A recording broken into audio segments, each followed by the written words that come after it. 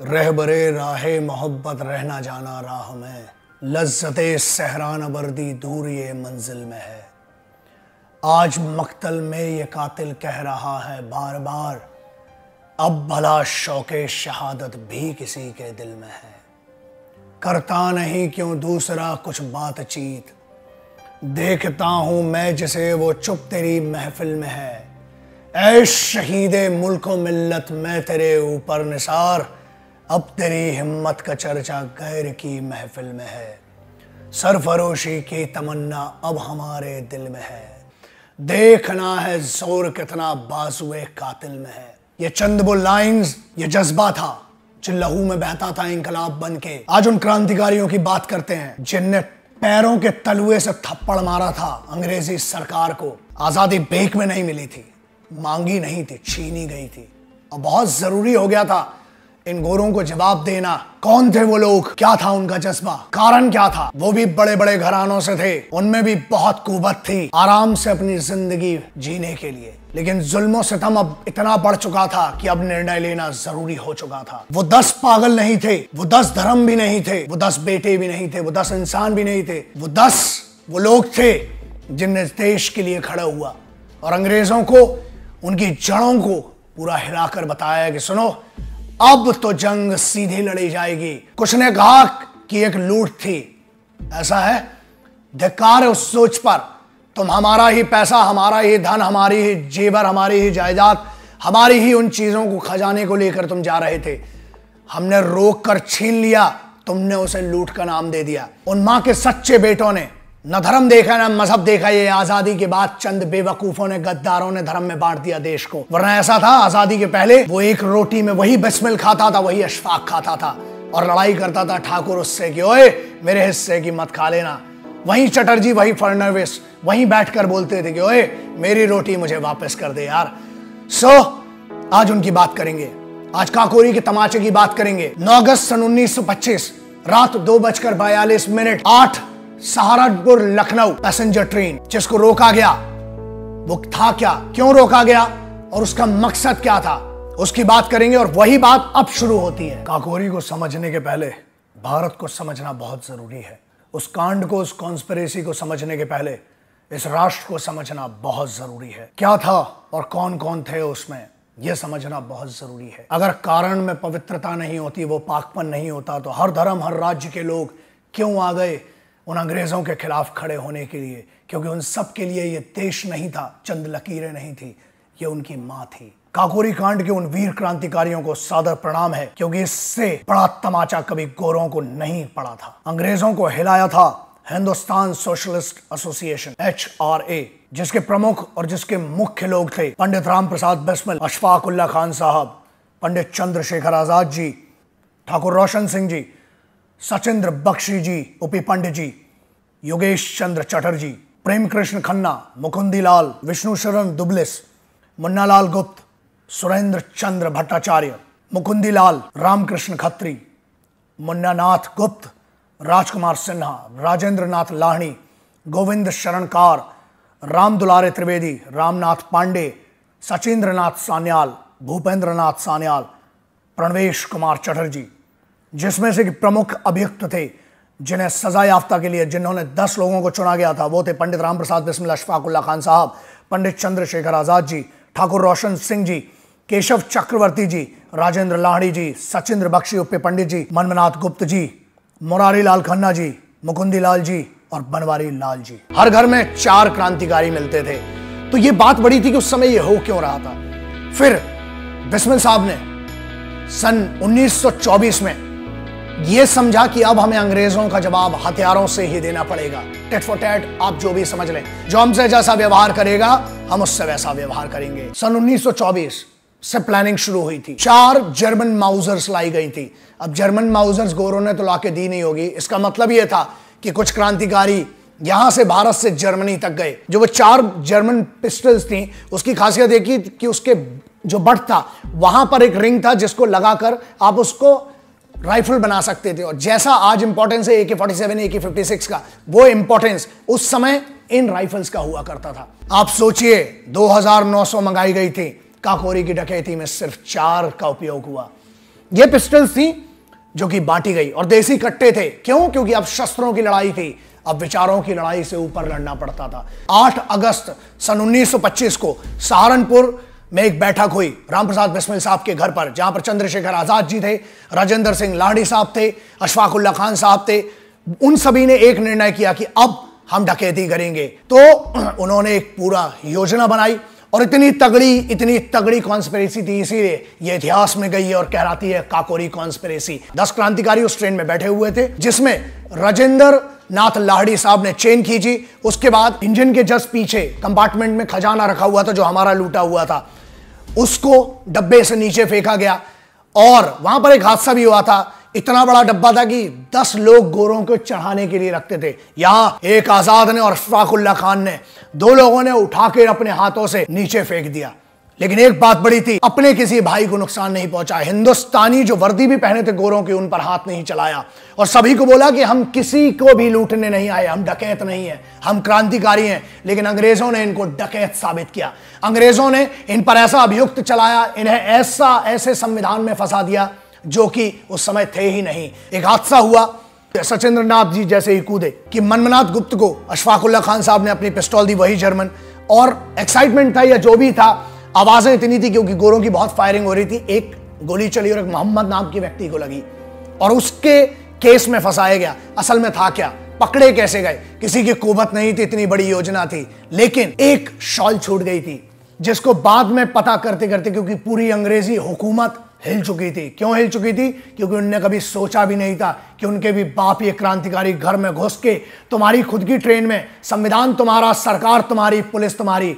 और ये इनने किया क्यों था, काकोरी क्यों हुआ? उसका कारण था 1853 में हमने इन्हें हराया, वह इतिहास इनने मिटा दिया। 1857 1857 गदर, फिर हमने हराया इनको। हिंदुस्तानी सिर्फ एक चीज से डरता था, पेपर से, क्योंकि मुंशियों के पास पेपर होते थे और अनपढ़ लोग थे, तो वे पेपरों से डरते थे, उन दस्तावेजों से डरते थे। उस समय इनने एक संविधान बना दिया, इनने एक लॉ बना दिया, which is called Indian police act. लोगों को पता भी नहीं है, कुंवर सिंह वो राजा था जिसने 72,922, जिसमें से 39,723 औरतें थी, उस सेना को लेके गड़ासों से पूरी इनकी कंपनी को काट मारा था। लेकिन उसका इतिहास मिटा दिया गया। इस डकैती से बहुत लोग सोच रहे थे कि होगा क्या, मिलेगा क्या, धंधा थोड़ी करने बैठे थे कि प्रॉफिट देखेंगे और लॉस देखेंगे। ये जवाब था, क्योंकि बहुत अब प्रताड़ना बढ़ चुकी थी। अब चलिए ये बात करते हैं, केस चला। एक बहुत बड़ा इंसिडेंट ये हुआ, एक मिश्रा जी को लाया गया कि बोला गया कि ये अंग्रेजों की तरफ से सरकारी वकील होंगे, वो भी किसको दिए गए, क्रांतिकारियों को। बिस्मिल साहब ने मना कर दिया। इनकी एजुकेशन इतनी थी लोग समझ भी नहीं सकते थे। पंडित रामप्रसाद बिस्मिल साहब उर्दू के बड़े शायर, हिंदी के बड़े लेखक कहा जाता। अब बात करते हैं केस क्या था। जब केस चला, बिस्मिल साहब ने खुद की वकालत की, किसी की औकात थी। अंग्रेजों के संविधान, अंग्रेजों के लॉ को पढ़ के उनने बताया, और उनने कहा यह बात कि सुनिए, आप हम पर 120A और 120B ये दोनों नहीं लगते थे उन पर, लेकिन फिर भी लगाए गए। उन्होंने बोला कोई बात नहीं, 302 356 सभी पे नहीं लग सकता, झूठा आरोप लगाया। आपको ये बहुत बड़ी शॉकिंग न्यूज होगी, जो भगत सिंह साहब ने बाद में किया था, लेकिन पहले इन क्रांतिकारियों ने 45 दिन भूखे रहे हैं, क्योंकि इनका कहना बहुत साधारण था। And according to the law, British law, it was written clearly, when we fight against people, it's a different war, but we fought against the rule and the ruler. We fought against your entire constitution. We fought against your entire empire. We are the prisoners of war, and we should be dealt with the respect as the prisoners of war. You cannot deal with us as the criminals. ये थी उनकी दलील, और ये सुनकर पागल हो गए थे। तो ये दलील, और फिर उसके बाद जब हॉटन ने पूरी कॉन्स्पिरेसी को समझा, हॉटन के बस के ऊपर थी। हॉटन ने एक लेटर में लिखा था वायसरॉय को कि मेरी समझ के परे है, मुझे लगता था कि हमारी हुकूमत में बहुत बड़े बड़े अधिकारी हैं, लेकिन इन सब ने हमें बौना कर दिया, इनके ज्ञान ने, इनके जज्बे के सामने। उस हॉटन अधिकारी ने अपनी रिपोर्ट में लिखा था कि सुनो, मेरे जैसे हजारों हॉटन भी कुर्बान हो जाएंगे, तो एक इसमें एक अशफाक, एक रोशन सिंह ठाकुर और एक चंद्रशेखर आजाद नहीं बन सकते हैं। हॉटन और पूरी ब्रिटेनिया हुकूमत की एक बेवकूफी बताते हैं। पूरी डकैती ऑन रिकॉर्ड 8,422 रुपए की, खर्चा हुआ 13,05,921 रुपए। बेवकूफ कौन हुआ, हकीकत किसकी सामने आई। इसका मतलब यह था कि 8,000 की डकैती को प्रूव करने के लिए तुमने 13-15 लाख रुपए फूंक दिए। तो जीता कौन? हमने ये जीता, अपनी ताकत, अपना दिमाग, अपना जज्बा दिखाया, जो उनके बाप की कुवत नहीं थी। एक इंसिडेंट इसी में से एक है कि बिस्मिल साहब की माँ आती हैं, अपनी माँ को एक आखिरी लेटर देते हैं, एक पत्र लिखते हैं और बोलते हैं, माँ जेल खाने के बाहर जाके पढ़ना। बिस्मिल साहब की वो आखिरी जो थी वो उनने अपने लहू से लिखी थी, इन गोरों ने उन्हें पेन नहीं दिया था, कलम नहीं दी थी।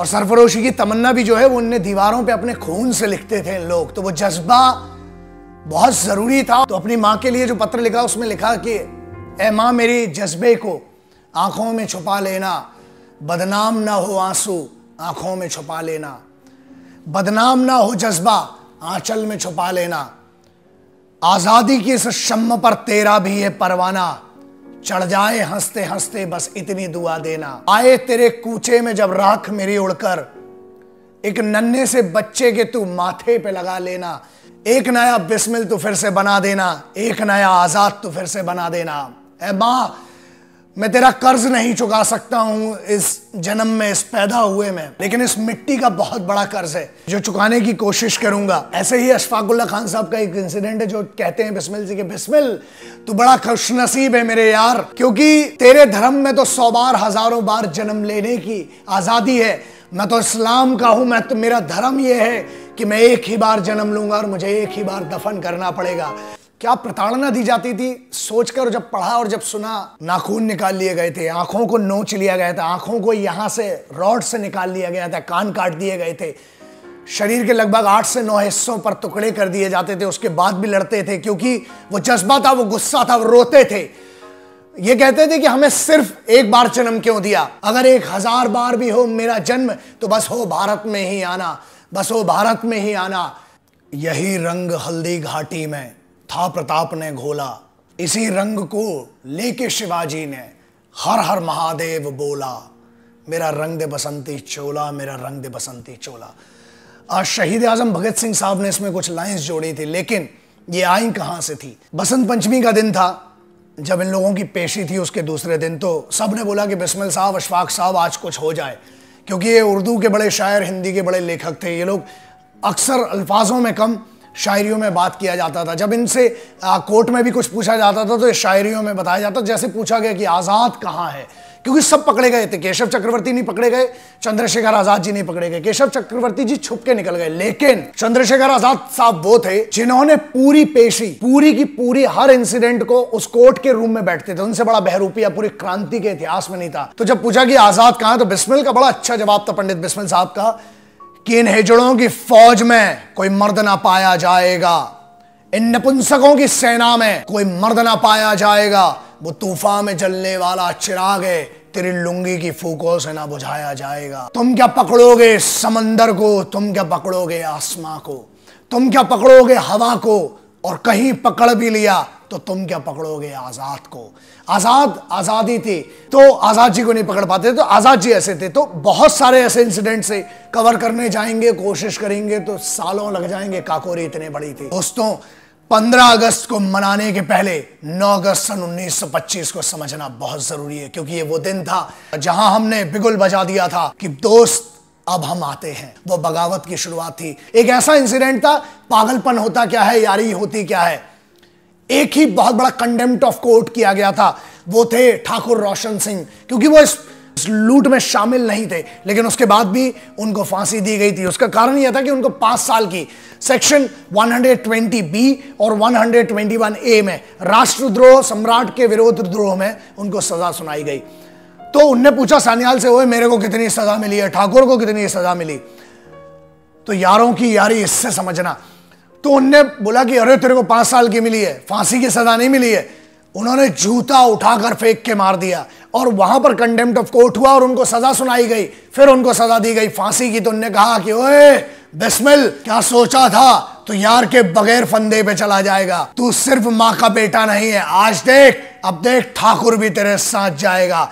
तो उन्होंने उस पागलपन के लिए, उस जज्बे के लिए वो जूता फेंका और उनको बोला कि सन, मुझे इतनी कम सजा क्यों, ये मुझसे बड़ा कैसे हो गया, हम साथ के क्रांतिकारी हैं। तो ये दोस्ती थी, ये यारी थी। तो दोस्ती मनाना तो देशभक्ति के लिए, कुछ भी करो, हर चीज देशभक्ति है।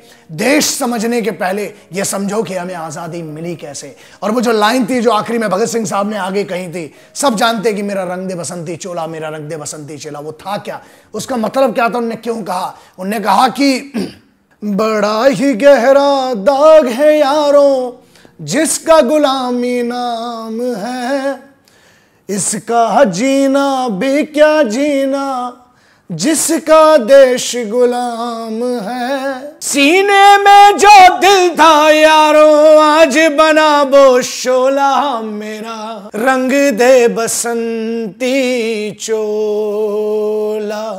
धर्म में मत बांटो, मुल्क को मत बांटो, देश पहले एक था, वो बसंती रंग को धर्म में मत बांटो। हरा को मुस्लिम मत करो, भगवे को हिंदू मत करो। मिलो यार, फिर से आज़ादी की बात करते हैं, क्योंकि यार हम फिर से गुलामी की तरफ बढ़ रहे हैं। तो ध्यान रखना, कोशिश करना, 3 नियम 3 सपने मैं हमेशा कहता हूं, और आप भी याद रखना। देश को हरा करो लेकिन पेड़ों से करो, देश को भगवा करो, बसंती करो लेकिन जज्बे से करो, देश को सफेद करो शांति से। यार दोस्ती से रहो, वतन को बांटो मत। क्योंकि फिर से बात करते हैं उसी जज्बे की, फिर से बात करते हैं, आगे भी बात करूंगा। आज इतना काफी है, फिर नए जज्बे के साथ अगली बार कोशिश करूंगा कुछ फिर से इस मिट्टी की। कर्ज चुकाने की औकात तो नहीं है, फिर भी बात तो कर सकता हूं, कोशिश करूंगा। जय हिंद, वंदे मातरम, इंकलाब जिंदाबाद, भारत माता की जय।